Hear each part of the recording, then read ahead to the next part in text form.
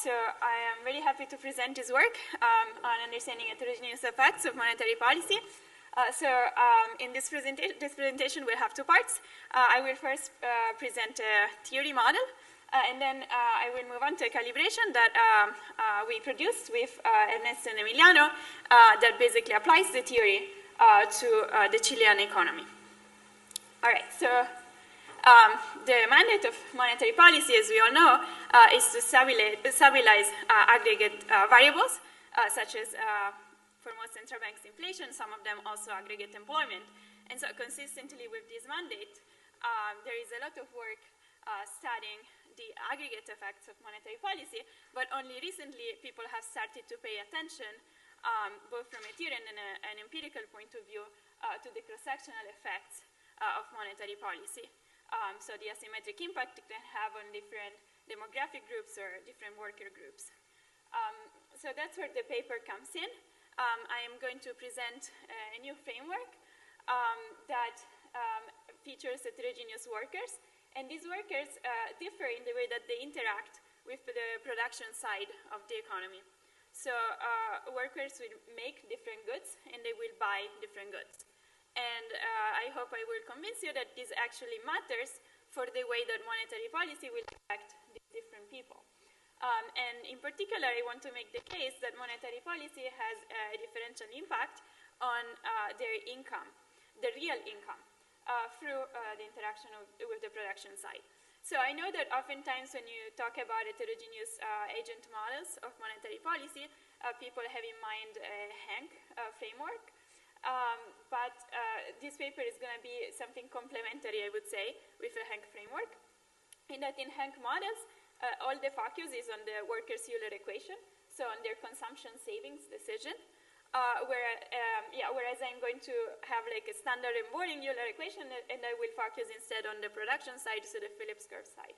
So in particular, compared to Hank models, in these models, the cross-sectional real income is going to be independent of policy, is going to be driven by idiosyncratic shocks, whereas I'm going to really microfound the real income side of monetary policy. Okay.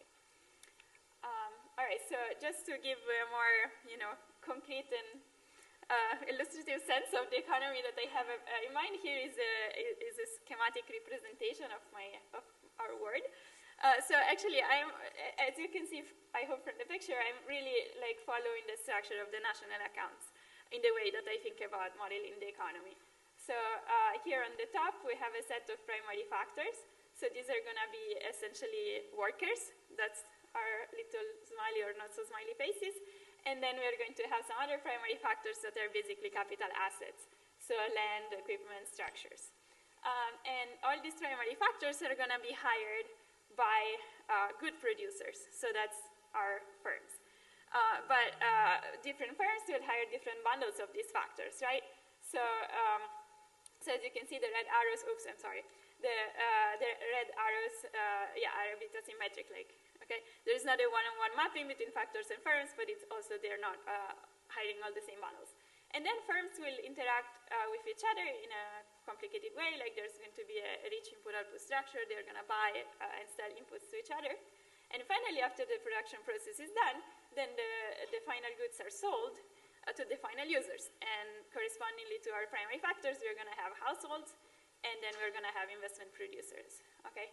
So in the end, what I care about is heterogeneity across households, but we will see that it's important also, the investment side is going to be important in creating that.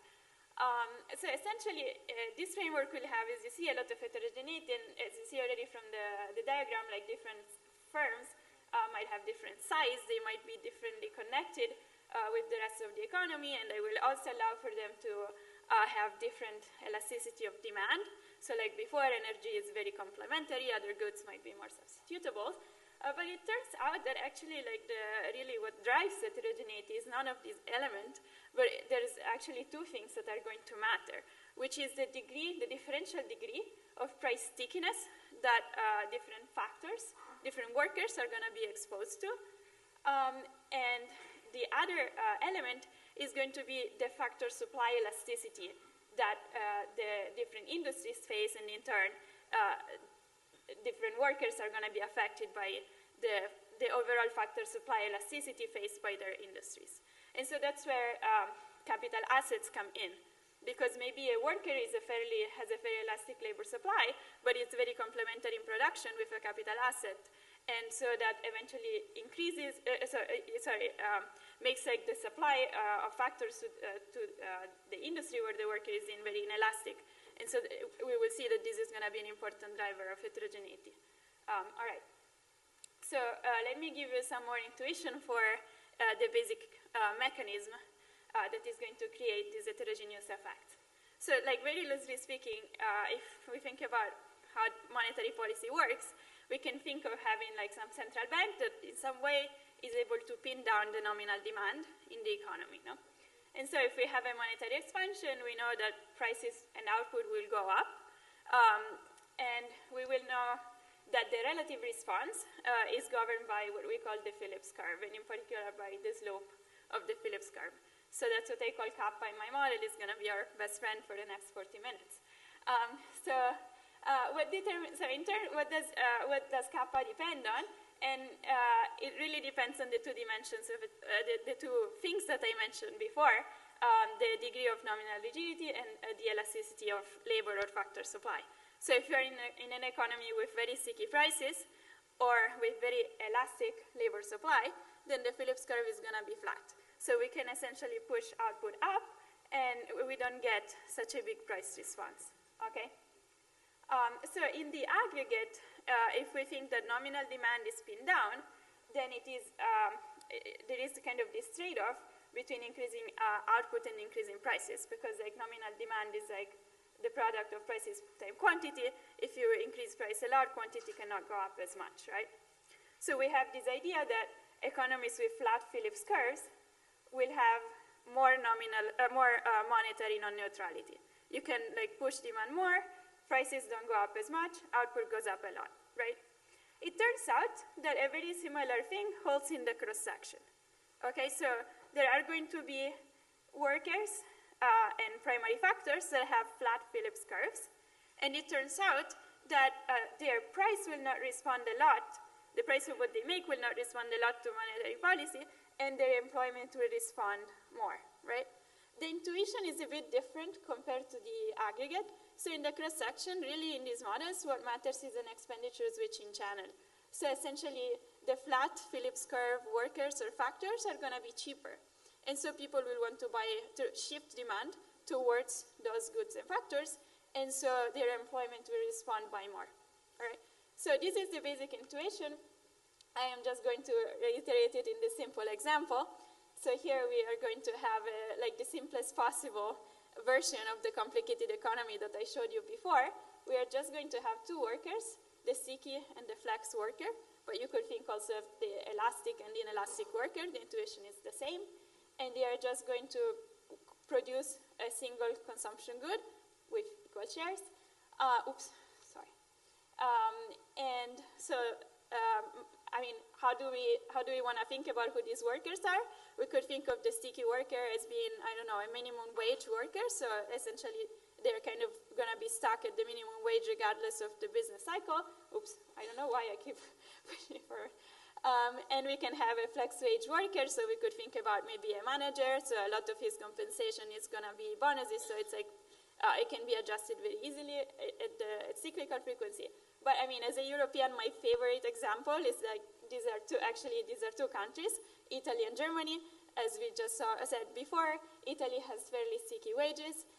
Germany has much more flexible wages, but they both have the same central bank who is pinning down monetary policy for both.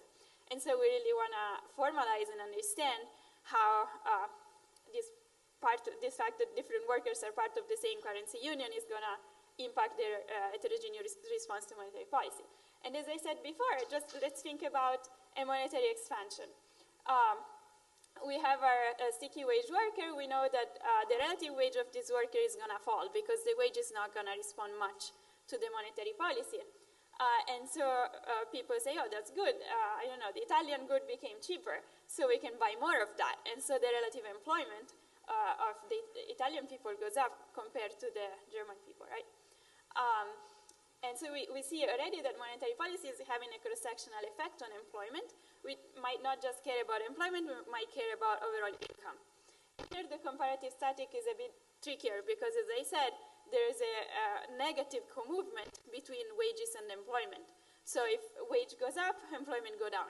But income is the product of the two, and so it turns out that overall the effect on income depends on the substitutability between the Italian and the German worker. So if they're substitute, the employment effect is going to dominate. If they are complements, the income, the wage effect is going to dominate. All right. Sorry.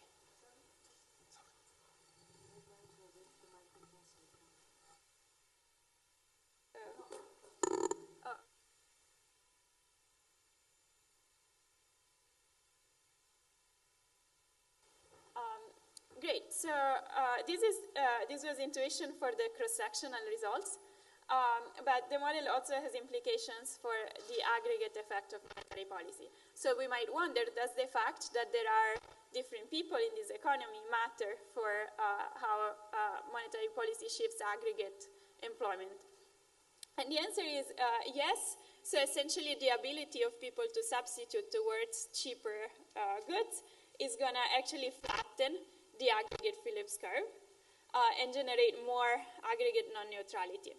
However, as I will show you from a quantitative point of view, this effect is actually small. So the important effect is that in the cross-section, there is a lot of heterogeneity, but heterogeneity across agents per se does not have important quantitative implications for aggregates, and I will try to explain a bit where this comes from. Okay? All right. So I hope you will remember these intuitions, because now we're going to move from this nice and simple example to the big complicated economy I showed you before. But essentially what is going to change between here and the big complicated economy is that we will need to pay attention to how we define exactly the degree of nominal rigidity and factor supply elasticity that is relevant for each of our little people, like our little emojis in the graph, right? So a lot of the heavy lifting is really going from like one simple wage stickiness parameter or labor supply elasticity to like some complicated network mediated object, but the intuitions are going to be very similar. All right, as I said, my last part of the presentation is going to be a calibration of the economy I showed you in the picture to the Chilean data. And what we find is that there is a fair amount of heterogeneity in the effect of monetary policy on the employment and income of different people. The way this is measured is by the cumulative impulse response of employment and income to a monetary policy shock. And they find that relative to the monetary shock, it ranges between 1/2 and 3 across different demographic groups. And I will also show you that industry heterogeneity is going to be a big driver of heterogeneity across workers, and input-output linkages amplify the cross-sectional effect. While the aggregate effects of having like heterogeneous agents is actually relatively small, as long as you properly calibrate the input-output structure of the model. Okay. All right, I already touched on the literature. Let me just reiterate that compared to a Hank model, I'm really going to ignore the Euler equation side, so the consumption saving, and really focus on the production side. Also, you might have seen a recent wave of papers that have input-output and study monetary policy. I think the main innovation of this paper is in introducing heterogeneous agents and like multiple factors, whereas all these other models are actually representative agent single-factor models. Great. All right, so a quick roadmap of the literature. I'm going to present the theory first, and that's based on my paper, Monetary Non-Neutrality in the Cross-Section. So I'm going to show you the model setup, and then I'll derive results for local and aggregate monetary non-neutrality and show you some examples. And then we'll move on to the calibration to the Chilean economy. Great, so let's start with the setup. I'm going to really set up the model in a way to follow the picture that I showed you before as closely as possible. So we will have a bunch of workers. I'm going to say there's H of them, and then a bunch of sectors. There's going to be N of them, and we'll also have these capital assets. There's F of them. And so here the role of the capital assets is really, in my view, it's just like creating heterogeneity across workers in the degree of factor supply elasticity that the industry they work in pays. So my question is like, okay, I don't know, a contractor in New York, I work in an industry that is very constrained by the amount of land that is there, whereas if I am a contractor, I don't know, in Idaho, that's a different, I am not constrained in that sense, okay? So that's what I want to capture, and that's why I'll have the capital assets. Okay. Agents are going to consume different bundles of goods. That's the final use stage of the picture before. They are going to have different labor supply elasticity themselves. So there could be like the low-income women tend to have like a high outside option of like home production, whereas maybe like higher income people will have more inelastic labor supply. And then I will also allow for agent groups to own different shares of firms and capital assets.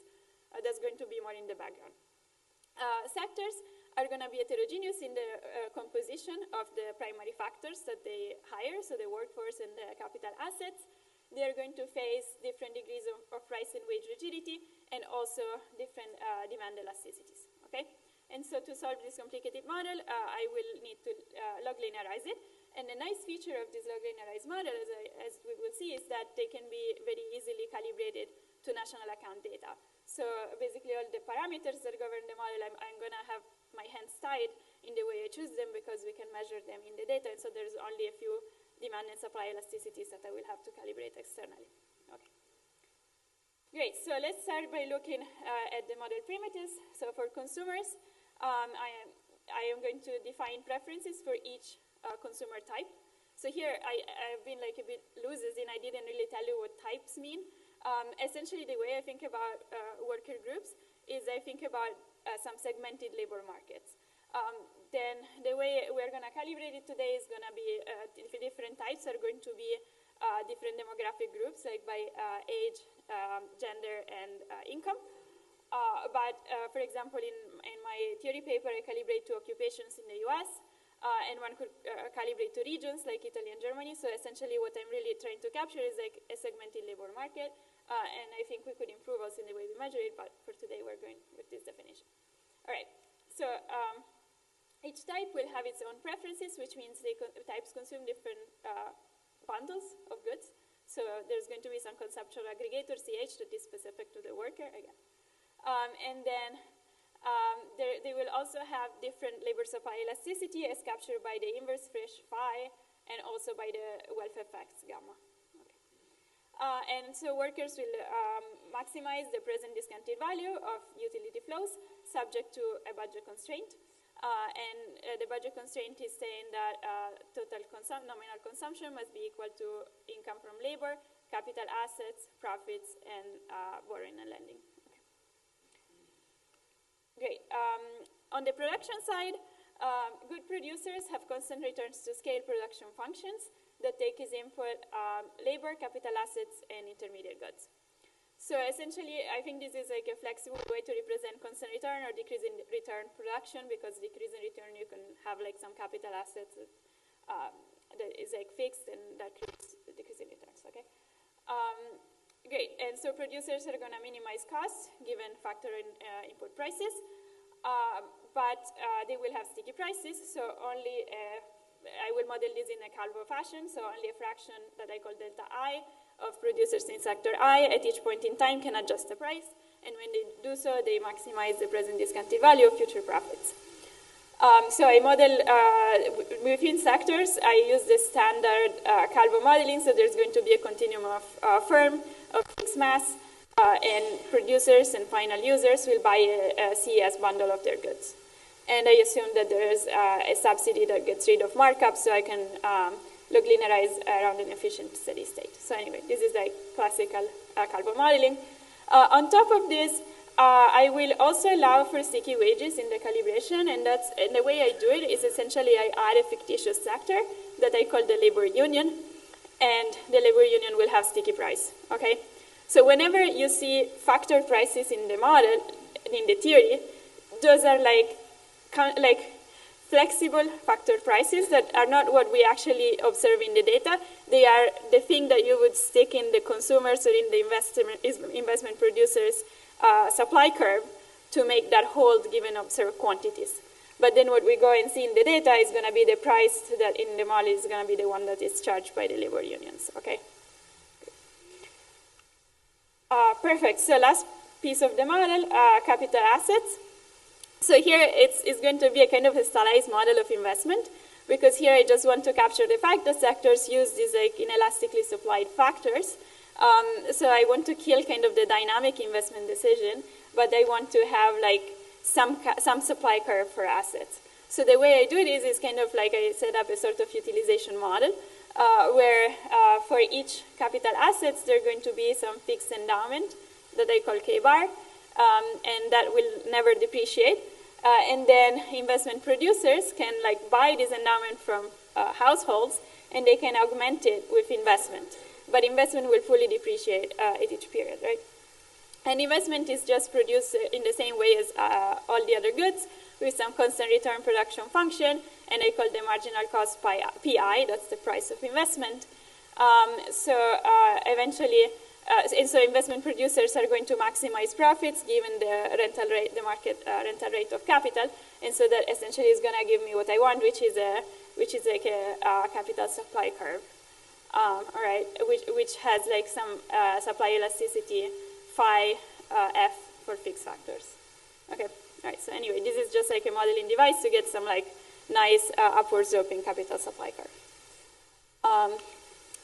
Great, so now it's time to introduce some notation, so you will have to brace yourself.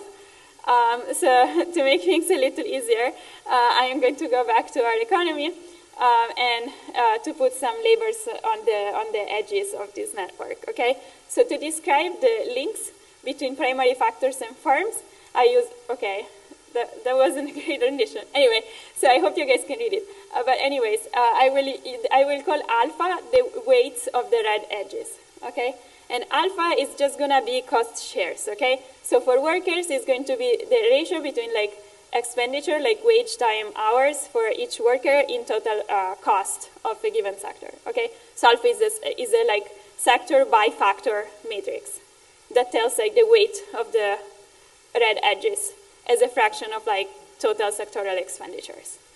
The weight of the black edges is going to be called omega. And so that's kind of the traditional input-output table. So it's going to be omega ij is going to be how much sector I spends on input j. Okay. And then at the blue edges, so the final use side is going to be called beta. So that's for a consumer, beta consumer h, beta ih is how much the consumer spends on good h as a fraction of total consumption. So if you think about like the CPI, those are like the aggregate betas. But I define betas for each single consumer. And you can define also for investment producers, okay? So that's just the final use shares. Great. Once we define the input-output matrix and the final use shares, we can also construct some useful other derived objects that are the Leontief inverse and the Domar weights. So why are these objects useful and interesting? Because essentially what I showed you before, like the weights of the edges, are just direct expenditure shares. But we actually don't care just as much direct shares, but also about total shares. So let's think about how much I consume of oil, for example. I don't buy oil. I don't have a car. I never buy gas. So you will think my beta on oil is 0. But in practice, I consume a lot of oil because I don't know, someone is heating up my place and I buy things that are made out of oil, right? So that's captured by my lambda. And in a similar way, you could think of like, I don't know, a hairdresser not buying a lot of oil, but buying a lot of stuff that is made by oil. So the omega oil for the hairdresser is going to be very small, but the actual Leontief inverse element, that's this inverse matrix, is going to be large. Okay, so whenever you see these objects, it means like we're going from final shares or like direct shares to total shares. Okay, and we can construct a similar object that is the product of the alpha and the lambda, and that I'm introducing here because you'll see it a bunch. And that's essentially telling what's the content of each primary factor in the consumption of each final user. Okay, great. So we're done with input-output notation. A bit of notation on the consumption side. Essentially, we're going to need to define. We're going to denote the supply elasticities through some big matrices, gamma and phi. So I collect all the welfare facts of the different consumers in this big diagonal gamma matrix, and all the Frisch elasticities into these phi L and phi K matrices. And if you see phi, it's just like a big matrix that collects all the phis of like workers and capital assets. And then we're going to have, when you see theta, that's going to be a demand elasticity. And whenever you see delta, big delta, that's going to be a price stickiness. Okay. Great. Okay. Promise this is the last bit of notation. We also want to talk about moving from, micro level things to aggregate things. Okay. So how do we define aggregates? Essentially, whenever I talk about aggregates, it's going to be some share-weighted sum of stuff. And what are the relevant shares? Well, when I aggregate, say, prices or like quantities to go from like agent-level CPIs to like aggregate CPI, that's going to be weighted by the income shares of the final users. Okay. So, and these income shares are going to be the final consumption of each agent in total GDP, and likewise final investment in total GDP. Okay. Great. Finally, here are the variables, and to close the model, I will also need to tell you how monetary policy works. So we're going to solve the model in terms of two variables, inflation and the factor level employment gap. So inflation is going to be pi, and that's a vector, sector by sector inflation rates, and L, it's a vector of like factor by factor employment gaps. And we will also define an aggregate output gap that, as I said before, is the share-weighted sum of the factor gaps, and I call it Y bar. So what monetary policy does, essentially, is it pin down Y bar. Today, to keep things simple, I will have a cash in advance model. So essentially, monetary policy is setting the total nominal expenditures. And we have a cash in advance constraint, whereby total nominal expenditures must be equal to the product of like GDP deflator times total output gap. The model would be very similar if we had instead the central bank setting interest rates, but that will add the complications that we need to keep track of borrowing and lending across agents. So to get rid of that, I will assume financial autarky for today's presentation. Great, so now after all of this notation introduction, we're ready to go on to the meat of the results. And so I will talk about monetary non-neutrality in the cross-section and in the aggregate. So essentially, the equilibrium of the model can be pinned down to three equations. Two of them are a bit more familiar. One of them is new. So the two more familiar ones are going to be the supply block, so the Phillips curve, and the aggregate demand block, that's the cash in advance constraint. And the new part, which comes from this heterogeneous agents model, is going to be the cross-sectional demand block. That is actually what we're interested in, because we want to keep track of the heterogeneous effects of monetary policy on the different workers. But we really need to get to the new piece, we really need to understand very well the supply block, the Phillips curves, because as I anticipated before, the workers with flat Phillips curves are going to be the ones that see a bigger employment response. So we really want to understand what determines the Phillips curves slopes for different workers. So here I need to walk you a bit through what this equation is saying. So essentially, this equation is telling us that for each sector, we can look at how their inflation rate responds to the employment of each worker, right? So kappa will be a sector by worker thing. And then to summarize how this kappa determines the overall employment, I'm going to the relative employment response of different workers, I'm going to need the cross-sectional demand equation, okay? So essentially, this cross-sectional demand is going to tell me, okay, now you have the kappa, you need to cook up the various kappas across sectors and like average them out, so you get some summary kappa for each worker, and that's going to tell you how the employment of the worker is going to be affected by monetary policy, okay? So the first thing I'll do is I'll tell you what goes in the kappas, and then I'll tell you how you combine the kappas to get the relative employment response. Okay. So let's start with the kappas. All right, what's the slope of the Phillips curve? Essentially, as we said before, we can think of monetary policy as something that like pushes demand. So there is an expansion. Demand for all the factors is going to go up. And to convince the workers and investors to work more, you need to pay them more. So to pay them higher real wages. How much do we need to increase the real wage to get a 1% increase in employment? that's going to be governed by the labor supply elasticity. That's what I call phi here. So we have a first element of heterogeneity. If a worker is more inelastic, then the phi is going to be higher, and so we're going to get a steeper Phillips curve, or like steeper Phillips curves for the worker in all sectors. Then there's going to be another element of heterogeneity, as anticipated before, that comes from the nominal rigidities that different workers face in production and in consumption. So the price rigidity in production will affect the pass-through of wages into prices for different workers. Okay, so we said that we increased the real wage of the worker by 1%, say.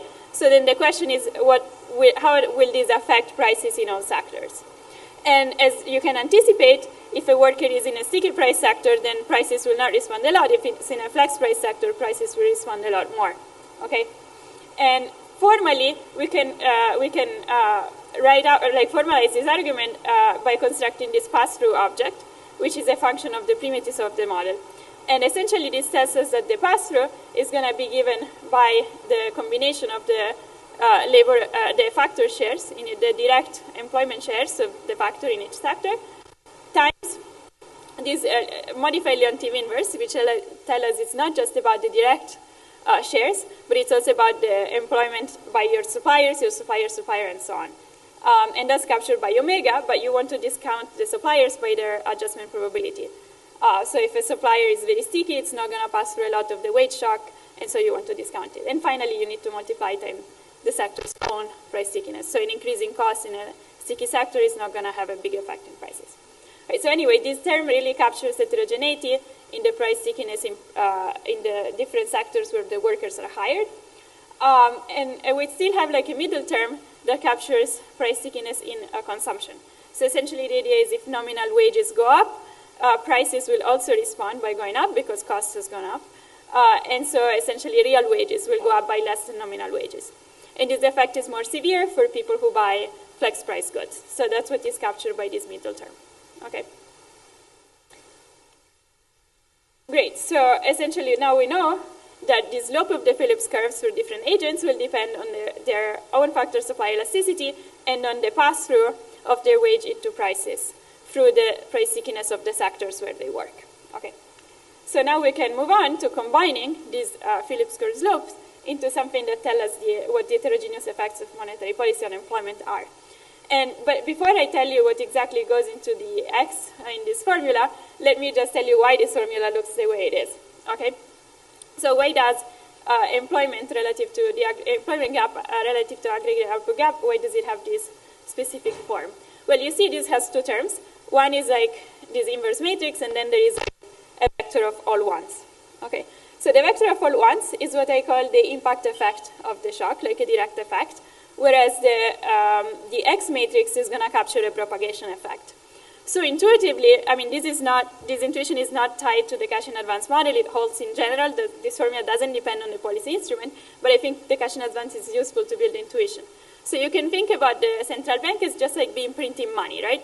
And dropping money into people's pocket, proportionally to their initial incomes. Okay, so everyone has 1% more money. What do people do? They spend the money. And so they're going to demand 1% more.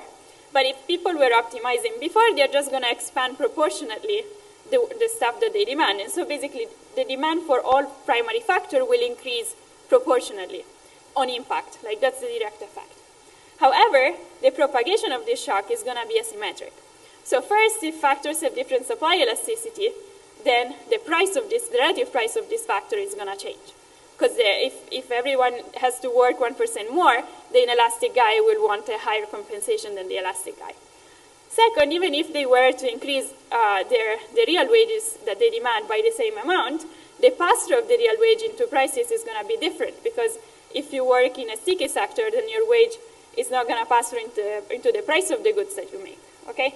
So overall, this impact shock is going to have an asymmetric effect of the relative prices of the different goods. All right? And so a change in the relative prices is no longer consistent with a uniform proportional change in the demand for the various factors. And that's what's captured by the matrix X.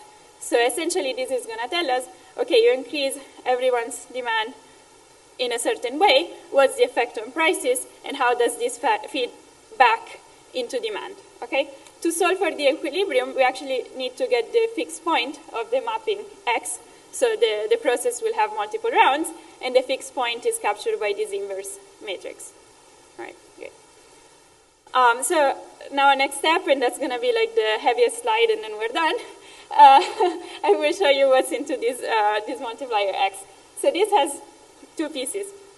One is expenditure switching, and the other is income reallocation.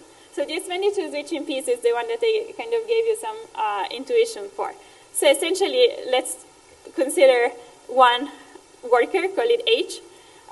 His employment is relative employment is gonna fall if H has a steep Phillips curve, because this means that the goods that they produce have become more expensive. But likewise, if the co-workers have steep Phillips curve, right? Because it means that the cost of the sectors where H work has increased, and so on, right? So in particular, if worker H maybe is like a very elastic worker, nice guy, like sticky wage, but the sector uses a lot of inelastic capital, then the cost of the sector where H works is going to go up, and so employment of H is going to go down.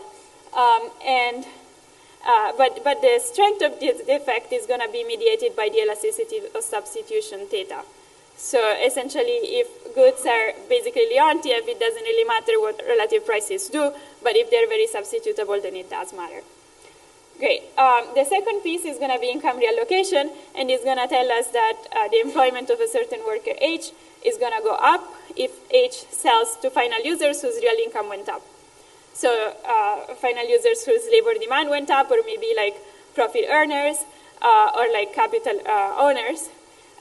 But importantly, this effect is going to be strong only if final users buy different bundles of goods. If bundles are relatively homogeneous across people, then redistributing income is not really going to have an effect on cross-sectional labor demand.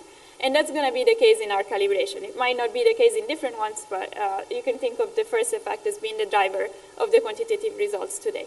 Okay, great. So here are just some simple examples. This is just like the previous example in formulas. And I think the takeaway you can get from this slide is the sticky guys will have like flatter Phillips curves, and the cross-sectional effect on employment will depend on the difference between the price stickiness of the two, mediated by the substitution with elasticity theta. Okay, so if you have theta 0, no effect, theta infinite, fully substitutable, it goes 1 for 1 with the difference in price stickiness. Great, and the point of this example is that to get heterogeneity in the nominal rigidity that people face, you don't just, you can even have it if all sectors have the same Calvo parameters, but you have chains that are longer or shorter. So if someone is in a longer chain, they basically get multiple rounds of price rigidity, so they're like sticky and flat Phillips curve. If they are in a short chain, then they are flex. And likewise, if you have complicated chains, you might need to substitute the simple theta between the two workers with a fancier theta, but the formula stays the same. And let me just give you one last example about fixed assets. That's the New York versus Boise example. So there is a monetary expansion. I am a New York worker. New York construction workers. Is my employment going to respond more or less than the Boise construction workers? And it turns out that really this depends on the degree of geographic mobility versus substitutability between labor and land. So if whenever there is a monetary expansion, people say, oh, I have more money, I'm just going to buy a big house in Idaho, then Boise worker is going to be happier than New York worker. If instead people say, oh, I really don't want to move, I have more money, let's improve my apartment that I already have, the New York worker is going to be happier. Okay, great. So I am kind of short on time, so let me just give you very briefly the implications for non-neutrality, aggregate non-neutrality. Let's just start from the representative agent formula. We see that effect on aggregate output is going to be inversely proportional to the slope of the Phillips curve. You find that in the representative agent case, in the heterogeneous agent case, there is a similar formula. You need to define appropriately the aggregate Phillips curve slope, but then on top you have a covariance term that tells us you get more non-neutrality if employment goes up for the sticky price people, which is what we find in the cross-sectional analysis. So overall, this pushes for more aggregate non-neutrality in the heterogeneous agent model. But okay, let me skip this part to move on to the calibration that we prepared using the Chilean data. So just a brief overview of where the data came from. So the input-output data is, yes, 5 minutes. I'll do it. The input-output data comes from the national accounts. And employment data comes from the administration of severance payment funds. That's a survey conducted on firms. And firms have to report demographic characteristic of the workers, so gender, age quintile, and income quintile. So that determines the pin down how we define the different worker groups. And great, consumption shares are going to come from the family budget survey. So that's a survey on households where households are asked how they split their demand across different goods, and also they have to report the same demographic characteristics as before. Price adjustment frequencies are inferred from the producer price data, so from electronic invoices, and also from the consumer price data from the National Institute of Statistics. So in our view, basically, we will have the retail sectors are going to be a part of the input-output network, and their price stickiness is going to come from the consumer price data, whereas the other pieces, or like the other firms that are more like selling to intermediate producers, are going to be, the data is going to be taken from the producer price. Okay, great. So the results for today are based on the calibration that incorporates the data before, and so heterogeneity in the sectors where people work and in the price rigidity of these sectors. Down the line, this is still work in progress, so we're still collecting some other data. And some of it we know how to get, some of it maybe we don't know how to get, and it would be great if whoever is in charge of deciding what data is collected. I think these are great things to look for. So I mean, wage adjustment frequencies by demographic group, I think that's something we can approximate. And also sectoral expenditure shares on capital assets we have, and investment network you can construct. But I think the model points at the importance of differential labor supply elasticities across workers, and that's something we don't have good measures of in the US either. And also, I think, as I said before, now we're defining agent types as demographic groups, but I do think that the model consistent definition would be more about labor market boundaries, and I think that's a relevant concept for not just this model, but many other macro models, and I think it would be really nice to have a better measure of what labor market boundaries are. And I think that would be the natural calibration of the model. Great. So, yeah, and an important thing, I just want to underline, I want you to take the results that I present today more as a proof of concept that the model can generate meaningful heterogeneity. I think missing the wage adjustment frequencies and the labor supply elasticity, but even just the wage adjustment frequency across groups is going to generate some results that are a bit counterintuitive. So, I mean, yeah, I think that's going to be fixed when we have the better data. Great, so let me just give you some descriptive statistics. Essentially, this is saying that women, like low-income women, work a bit in gardening and some support activity for mining, but then most women work like middle income. They're like textile manufacturing and hotels and restaurants, and then they're basically all in services.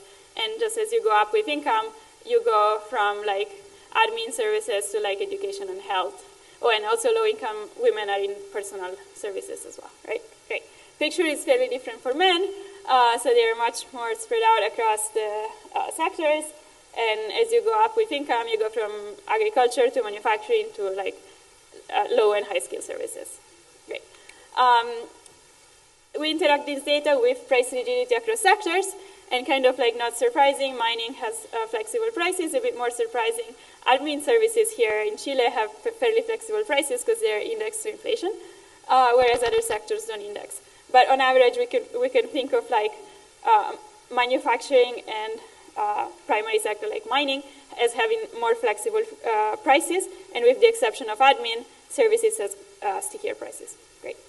So great. So these results, when we interacted with the consumption and employment data, we see that this interacts with, like this creates a fair amount of heterogeneity in the price flexibility of the hiring sector for different demographic groups. And also, we have some heterogeneity in the price flexibility of the consumption baskets, but there is much less heterogeneity in consumption baskets, so you see that this distribution is much more compressed. Great, so when we crank it through the model and we compute impulse responses of employment and income to monetary policy, we see that we get pretty heterogeneous responses across the various occupations. Here I just sorted it in ascending order. So the blue line represents the cumulative impulse response of employment scaled by the cumulative monetary shock. And we see that it goes from about 0.5 to about 3, and the aggregate is the blue dashed line. If we take away the input-output structure, we get lower level and less dispersion, and this is consistent with input-output amplifying nominal rigidity and so increasing monetary non-neutrality. When we look at income, we find a consistent picture. Of course, the level must be the same across the two calibrations because I'm just fixing the change in nominal money supply. But we see that there is more dispersion in the blue line. That is the one without with input-output structure. Okay. Great. Last picture is going to compare Chile and the US, and we see that the results are actually fairly similar for the two countries. And if anything, I find more dispersion in the Chilean calibration than in the US calibration. Great. So just to conclude, today I argue that the interaction of different worker groups with the production side is important for the way that monetary policy impacts these different workers. In the cross-section, employment goes up for flat Phillips curve workers, so stickier prices and less elastic labor supply. In the aggregate, the ability to substitute towards these workers create more non-neutrality. Quantitatively, even if the calibration has still much fewer elements of heterogeneity than what I think is relevant, we still find sizable cross-sectional effects on employment and income, and the input-output structure seems an important driver. Great, so thank you so much. It was an honor to present here.